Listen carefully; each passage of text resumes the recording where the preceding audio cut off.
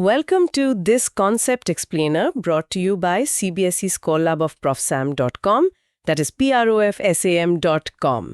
आज हम unit 3 current electricity का एक बहुत इम्पॉर्टेंट टॉपिक समझेंगे, drift of electrons and the origin of resistivity. और इसे इतने सिंपल तरीके से समझेंगे कि ये हमेशा के लिए याद हो जाएगा। Sounds good. अच्छा, एक सिंपल सा सवाल है, कभी सोचा है कि एक टोस्टर के अंदर का जो निक्रोम वायर होता है वो तो एकदम लाल गर्म हो जाता है, जबकि घर की जो कॉपर वायरिंग है वो ठंडी रहती है। करंट तो दोनों से सेम ही फ्लो कर रहा है। हाँ, ये तो मैंने भी सोचा है। कॉपर को तो हम बेस्ट कंडक्टर मानते हैं, तो शायद इसीलिए वो गर्म नहीं होता। पर इतना ज्यादा फर्क? एग्जैक्टली। और एक और भी मजेदार बात बताती हूँ। क्या? हमारे फोन की चिप्स में जो सेमीकंडक्टर्स होते हैं वो गर्म होने पे करंट को और अच्छा कंडक्ट करते हैं। What? हाँ, जबकि मेटल्स जैसे कॉपर गर्म होने पे खराब कंडक्टर बन जाते हैं। मतलब सब कुछ उल्टा है। एक मिनट, ये तो बिल्कुल काउंटर इंट्यूटिव है। मतलब फोन जब गर्म होता है तो उसकी चिप बेहतर काम करती है, पर सब तो कहते हैं कि इलेक्ट्रॉनिक्स को ठंडा रखो। यही तो इस टॉपिक का मैजिक है, और इस क्यों का जवाब एक बहुत सिंपल से आइडिया में छिपा है, कोलिजन्स। कोलिजन्स? हाँ, देखो, रेजिस्टेंस या रेजिस्टिविटी ये कोई जादुई फ्रिक्शन नहीं है। तो फिर क्या है? ये बस कंडक्टर के अंदर इलेक्ट्रॉन्स के सफर में आने वाली रुकावटें हैं।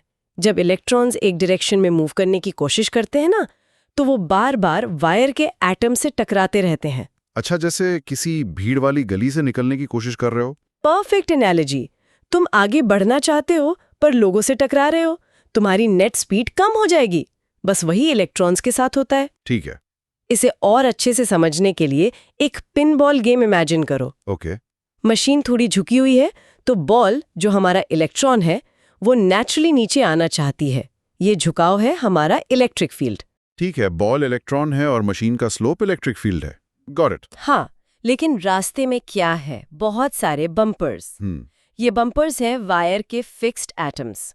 अब हर बार जब बॉल किसी बम्पर से टकराती है, उसकी स्पीड लगभग 0 हो जाती है और डायरेक्शन भी बदल जाती है। ओके। फिर वो दोबारा नीचे की तरफ एक्सेलरेट करना शुरू करती है, जब तक अगले बम्पर से न टकरा जाए। मतलब वायर के अंदर जितने ज्यादा बम्पर्स या कोलिजन्स होंगे, उतनी ही ज्यादा रेजिस्टिविटी होगी। एग्जैक्टली, पकड़ लिया आपने। अब एक कॉपर वायर को माइक्रोस्कोप के नीचे इमेजिन करो। एटम्स एक परफेक्ट क्रिस्टल पैटर्न में है, और उनके बीच फ्री इलेक्ट्रॉन्स का एक समुद्र है जो हाई स्पीड पर रैंडमली इधर उधर भाग रहा है। ठीक है। जैसे ही हम बैटरी कनेक्ट करते हैं, ये सारे इलेक्ट्रॉन्स एक डायरेक्शन में धीरे धीरे खिसकने लगते हैं, ड्रिफ्ट करने लगते हैं। पर वो लगातार एटम से टकराते रहते हैं। यस। और ये जो टकराव है, यही रेजिस्टिविटी की असली वजह है। समझ आ रहा है। चलो अब देखते हैं कि एनसीईआरटी की लैंग्वेज में इसे कैसे एक्सप्रेस किया गया है। ठीक है, एनसीईआरटी में रेजिस्टिविटी का फॉर्मूला दिया है, रो इक्वल्स m(n)e² टाउ। ओके, इसमें m इलेक्ट्रॉन का मास है और e उसका चार्ज। ये तो कांस्टेंट्स हैं, पर ये n और ये टाउ ये क्या है? असली कहानी तो यही लग रही है। सही कहा। इन्हीं दो चीजों से पता चलता है कि कोई मटेरियल अच्छा कंडक्टर है या बुरा। चलो स्टेप बाय स्टेप तोड़ते हैं इसको। ओके। पहला है n, number density of free electrons, मतलब करंट ले जाने के लिए कितने फ्री मजदूर अवेलेबल हैं। अच्छा। हमारे पिनबॉल एनालॉजी में n का मतलब है कि गेम में एक साथ कितनी बॉल्स खेल रही हैं। तो जितनी ज्यादा बॉल्स, मतलब जितना ज्यादा n, उतनी कम रेजिस्टिविटी होनी चाहिए। बिल्कुल। मेटल्स में जैसे कॉपर, फ्री इलेक्ट्रॉन्स का एक समंदर होता है, इसलिए उनका n बहुत हाई होता है। ओके, n समझ आ गया। अब ये टाउ क्या है? Relaxation time. हाँ, टाउ, रिलैक्सेशन टाइम। ये दो लगातार टक्करों मतलब कोलिजन्स के बीच का एवरेज टाइम है। मतलब एक बम्पर से टकराने के बाद बॉल को दूसरे बम्पर तक पहुंचने में कितना टाइम मिला? परफेक्ट। जितना ज्यादा टाउ होगा, मतलब इलेक्ट्रॉन्स को बिना टकराए एक्सेलरेट करने के लिए उतना ज्यादा टाइम मिल रहा है। मतलब रास्ता साफ है? हाँ, रास्ता साफ है, बम्पर्स दूर दूर हैं, तो करंट आसानी से फ्लो करेगा। मतलब अगर टाउ ज्यादा है तो रेजिस्टिविटी कम होगी। तो एक अच्छे कंडक्टर में n भी ज्यादा होना चाहिए और टाउ भी ज्यादा होना चाहिए। एग्जैक्टली। अब फॉर्मूला को दोबारा देखो। Rho is equal to m(n)e² tau. n और टाउ दोनों डिनोमिनेटर में है, मतलब दोनों के इनवर्सली प्रोपोर्शनल हैं। राइट। n बढ़ेगा तो प्रो घटेगा, टाउ बढ़ेगा तो भी प्रो घटेगा। कॉपर इन दोनों मामलों में चैंपियन है। Hope everything is clear so far. This concept explainer is from professam.com, that is professam.com। अब वापस आते हैं अपने ओरिजिनल टोस्टर वाले सवाल पर। हाँ। एनसीईआरटी में एक एग्जाम्पल है। रूम टेम्परेचर 27 डिग्री सेल्सियस पर निक्रोम वायर का रेजिस्टेंस था 75.3 ओम, लेकिन जब उसे गर्म किया तो रेजिस्टेंस बढ़ गया होगा। हाँ, V = IR फॉर्मूला से नया रेजिस्टेंस निकला 85.8 ओम। रेजिस्टेंस बढ़ गया। अब बताओ क्यों? Let me guess. गर्म होने से एन तो नहीं बदला होगा, तो जरूर टाउ रिलैक्सेशन टाइम कम हो गया होगा। ब्रिलियंट, एग्जैक्टली यही हुआ। टेम्परेचर बढ़ने से निक्रोम के एटम्स को एनर्जी मिली और वो अपनी जगह पर ज्यादा तेजी से वाइब्रेट करने लगे।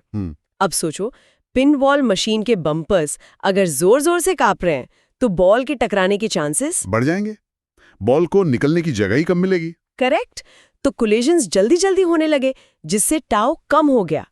और फॉर्मूला कहता है कि अगर टाउ घटेगा तो रेजिस्टिविटी रो बढ़ेगी।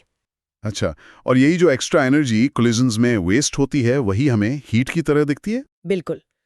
और रेजिस्टिविटी का टेम्परेचर पर ये डिपेंडेंस ही हमें सेमीकंडक्टर्स समझने में हेल्प करता है। पर उससे पहले कुछ कॉमन मिस्टेक्स देखते हैं। ओके। मार्क्स टटवाने वाली पहली गलती। स्टूडेंट सोचते हैं कि ज्यादा टेम्परेचर पर इलेक्ट्रॉन्स धीरे हो जाते हैं, इसलिए रेजिस्टेंस बढ़ता है। सच कहूं तो मुझे भी पहले यही लगता था कि गर्मी से इलेक्ट्रॉन स्लो हो जाते होंगे। ये गलत क्यों है? ये गलत है क्योंकि असल में हाई टेम्परेचर पर इलेक्ट्रॉन्स की रैंडम थर्मल स्पीड तो और बढ़ जाती है। ओह। लेकिन एटम्स के वाइब्रेशंस इतने ज्यादा बढ़ जाते हैं कि कोलिजन्स का ट्रैफिक जैम लग जाता है। इस वजह से इलेक्ट्रॉन्स की नेट फॉरवर्ड ड्रिफ्ट स्पीड कम हो जाती है। अच्छा। तो रेजिस्टेंस मोर कोलिजन्स की वजह से बढ़ता है, स्लोअर इलेक्ट्रॉन्स की वजह से नहीं। ओके, तो हाई टेम्परेचर का मतलब है एटम्स का ज्यादा वाइब्रेशन, जिससे कोलिजन्स बढ़ जाते हैं और इसीलिए मेटल्स में रेजिस्टेंस बढ़ता है। Got it. राइट। अब दूसरी गलती, रेजिस्टिविटी मटेरियल की फिक्स्ड प्रॉपर्टी है, ये टेम्परेचर के साथ नहीं बदलती। पर अभी तो हमने देखा कि टोस्टर की केस में बदली थी। रो बदला था क्योंकि टाउ बदल गया था। एग्जैक्टली। रेजिस्टिविटी मटेरियल की प्रॉपर्टी है, पर ये टेम्परेचर डिपेंडेंट है। जैसे पानी की विस्कोसिटी उसकी प्रॉपर्टी है, पर गर्म और ठंडे पानी में अलग अलग होती है। वैसे ही कॉपर की रेजिस्टिविटी 20 डिग्री सेल्सियस पर कुछ और होगी और 100 डिग्री सेल्सियस पर कुछ और। Okay, so resistivity is a material property that changes with temperature, ये याद रखना है। हाँ, चलो अब इस पूरे कॉन्सेप्ट को दिमाग में लॉक करने के लिए कुछ मेमोरी एंकर्स देखते हैं। ठीक है। एग्जाम के लिए बस ये याद रखो। More heat equals more vibrations equals more collisions equals more resistance. Okay. और सेमीकंडक्टर्स में more heat equals more free electrons equals less resistance. ये तो काफी सीधा है। मेटल्स में गर्मी ट्रैफिक जैम बढ़ाती है, सेमीकंडक्टर्स में गर्मी नए मजदूर यानी इलेक्ट्रॉन्स फ्री करती है। बिल्कुल। और इसे एक एक्शन से भी याद कर सकते हो। अपनी उंगलियों को हवा में तेजी से हिलाओ। ओके। यह है इलेक्ट्रॉन्स का रैंडम थर्मल मोशन। अब इसी दौरान अपने पूरे हाथ को धीरे धीरे आगे बढ़ाओ। ये है ड्रिफ्ट। ठीक है, उंगलियां तेजी से हिल रही हैं और हाथ धीरे धीरे आगे बढ़ रहा है। अब इमेजिन करो कि कोई आपके हाथ पर बार बार टैप कर रहा है। ये हैं कोलिजन्स। जितनी ज्यादा टैपिंग होगी आपका हाथ उतना ही धीरे आगे बढ़ेगा।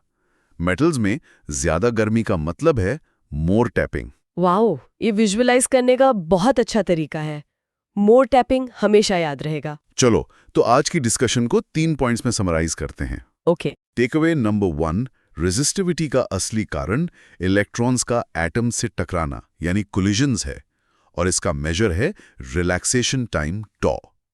टेकअवे नंबर 2, रेजिस्टिविटी 2 मुख्य चीजों पर डिपेंड करती है, फ्री इलेक्ट्रॉन्स की डेंसिटी n और रिलैक्सेशन टाइम टॉ। फॉर्मूला है ρ=m(n)e² tau. Takeaway number 3, metals में टेम्परेचर बढ़ने से एटम्स के वाइब्रेशंस बढ़ते हैं, टाउ घटता है, इसलिए रेजिस्टिविटी बढ़ती है। सेमीकंडक्टर्स में टेम्परेचर बढ़ने से फ्री कैरियर्स n बढ़ते हैं, इसलिए रेजिस्टिविटी घटती है।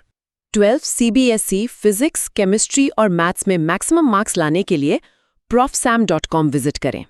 That is PROFSAM, right? Yes. PROFSAM.com. Happy learning.